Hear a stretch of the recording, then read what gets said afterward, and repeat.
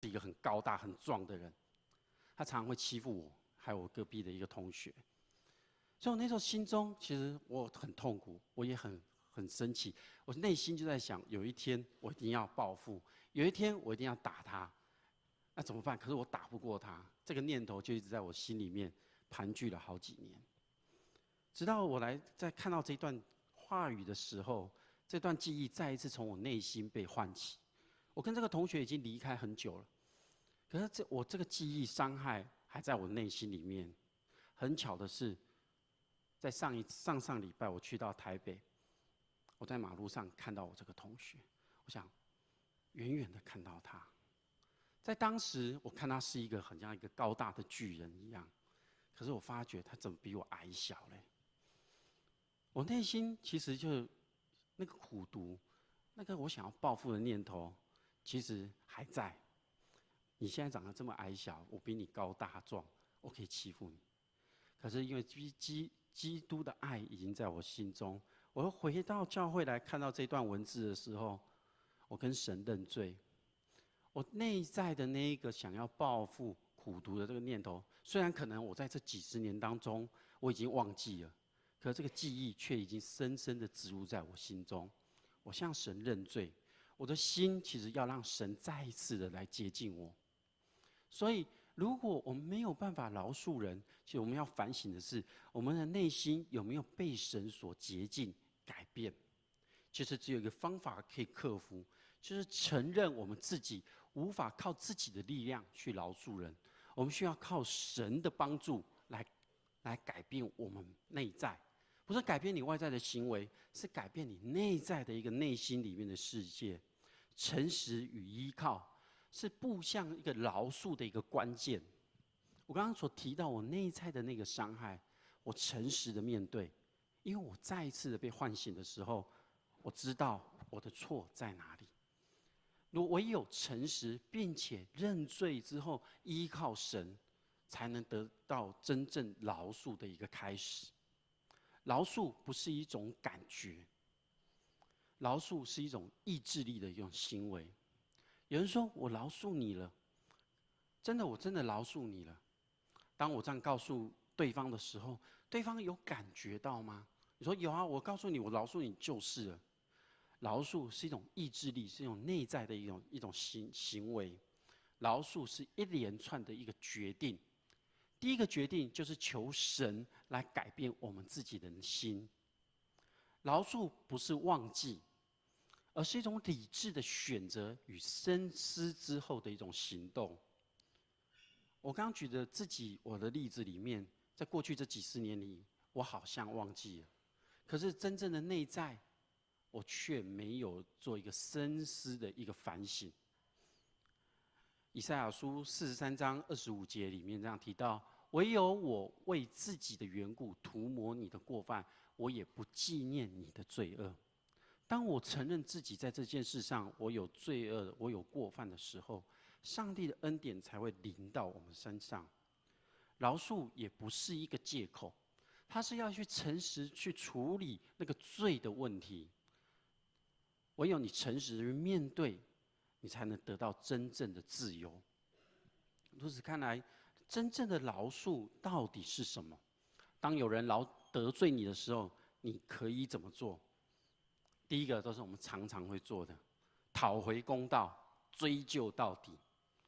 当我跟人家遇到冲突的时候，我们会说就是我对，我会站在自己的立场，我们会讨回公道，追究到底。我们要赢得所有一切，这才是我们觉得 OK。其实不饶恕，是我们喝下毒药，却希望别人死掉。也就是说，不饶恕别人，其实那个毒、那苦毒在你的内心当中，可是你为了追究到底，你却希望对方其实是要很惨的。当有人得罪你的时候，第二个你可以做的是不计较，不计较就是要饶恕对方。那么真正的这个饶恕的字的这个含义是什么？在原文的意思里面，它是一种放手、释放或免除的一种意思。饶恕是真正放手给上帝去掌权，是释放在你内心面对苦毒时候的那一种苦毒，是免除你心中的一种罪恶感。饶恕的第一个意思，白白的给予别人好处。这边后面都有3处经节，我们待会回去可以自己看。白白给予别人好处，好像我自己牺牲了什么，可知道我们是要饶恕别人，是我们要白白的赏赐给他，白白的给他，就如同天父上帝白白赏赐恩典给我们一样。饶恕是别人，是指将他从受惩罚那个责任里面给释放出来。因为饶恕是一种需要付出极大代价的一个行动。如果我们依靠主耶稣，我们就有够用的恩典去饶恕别人，因为神已经透过耶稣基督的宝血，彻彻底底的饶恕了我们。饶恕需要付出代价的，就如同你白白给别人好处一样，就如同你要牺牲掉自己的利益。所以饶恕是一种决定，这个决定里面呢，包含了4个承诺。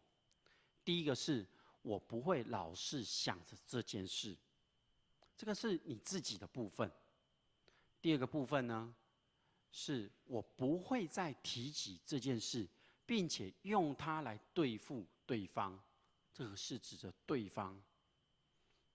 第3个呢，是我不会跟别人提起这件事，就不会再让第3者知道这个冲突的原因，来攻击他。第4个是一个结果，我不会让这件事成为2人之间关系的一个阻碍。所以，饶恕是一个决定。当你决定这样做的时候，其实我们来想想看，你要付出的代价是蛮大的。我不会再老是想起这件事。有人说，在这本书里面，他举了一个例子。他说有一对夫妻在吵架的时候，可能是先生或是太太就把过去的一件事情一件一件的挖出来。所以呢，这个夫妻的另外一个可能是先生或是太太，就他会觉得，当他们每一次面对冲突的时候，好像怎样上了一次历史课，就是把过去的历史再一次搬出来。所以我不会再想起这件事，我不会再提起这件事，这表示你要从内心真正的去饶恕对方，好不好？来，我们先把第一点，我不会再老是想着这件事，我们仔细的去思考，这是我们自己每个人应该做到的部分。我不会再提起这件事来对付对方，也就是要用一个怜悯的态度来面对这件事。我不会跟别人提起这件事，也表示这是你们2个人之间的冲突，不需要去带给外边的人的一个困扰。第4个是我不会让这一件事成为2个人之间的一个阻碍，表示你们要恢复一个和睦的关系。如果对方承认他的错，不只是要对他说我饶恕你，而是要继续向他解释你对他的这个4个承诺，然后借这个机会在解释这个承诺的时候来荣耀神。那要在什么时候我们应该来饶恕对方呢？或是我们要有饶恕的一个态度呢？理想的情况上，应该是要先有悔改，才会有饶恕。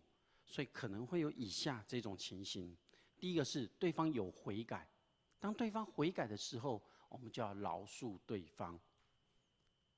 当我们各位都还小的时候，包括我自己也一样，我们都会犯错。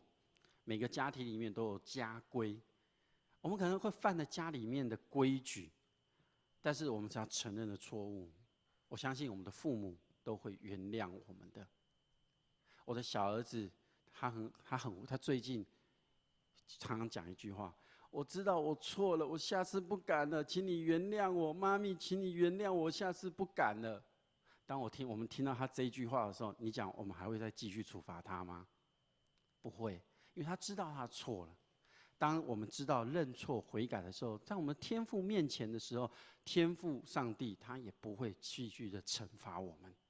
但是我们要知道，等一下会提到，我们犯了错，我们还是有自己必须要负的一个责任在。第二种情形是对方没有悔改，那这样要怎么样来饶恕对方呢？当我们跟人家起冲突的时候，对方一直不承认他有错的时候，我们要怎么样来面对呢？第一个是采取饶恕的一种态度，这个态度呢是一种无条件的，是向神的一种承诺，也是第一个承诺的一个实践。第一个承诺就是我不会老是想着这件事，这种态度，因为这是一个实践的一个方式。